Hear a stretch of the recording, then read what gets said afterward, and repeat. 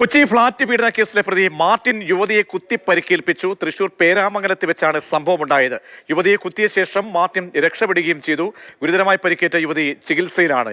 MS Lishoy ചേരുന്നുണ്ട്. ലിഷോയി, ആരെയാണ് കുത്തി പരിക്കേൽപ്പിച്ചത്? നേരത്തെ ഈ സംഭവവുമായി ബന്ധപ്പെട്ട ആ യുവതിയെ തന്നെയാണോ? പിന്നീട് പ്രതി രക്ഷപ്പെട്ടു എന്ന് പറയുന്നു. എന്താണ് സംഭവിച്ചത്?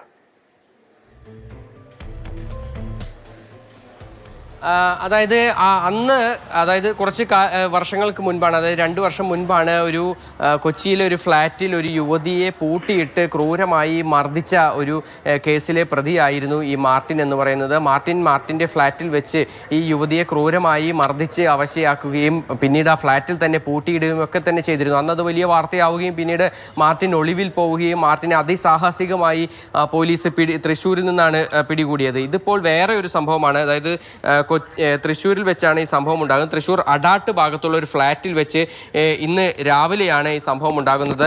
സാർമിള എന്ന് പറയുന്ന 26 വയസ്സുകാരിയെയാണ് ഈ മാർട്ടിൻ അതിക്രൂരമായി മർദ്ദിക്കുകയും പിന്നീട് ഈ കുത്തി പരിക്കേൽപ്പിക്കുകയും ചെയ്തിട്ടുള്ളത്. കുത്തി പരിക്കേൽപ്പിച്ച ശേഷം ഈ മാർട്ടിൻ അവിടെ നിന്നും ഓടി രക്ഷപ്പെടുകയായിരുന്നു.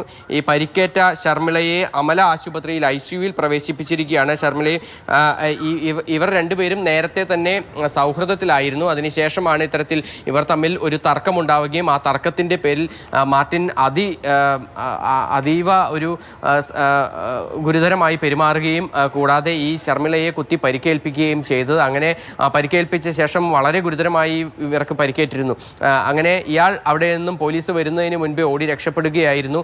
മാർട്ടിനു വേണ്ടി ജില്ലയുടെ വിവിധ ഇടങ്ങളിൽ ഇപ്പോൾ പോലീസ് പരിശോധന നടത്തുന്നുണ്ട്. സമാനമായ കേസ് തന്നെയാണ് അന്ന് കൊച്ചിയിലും ഉണ്ടായിരുന്നത്. ആ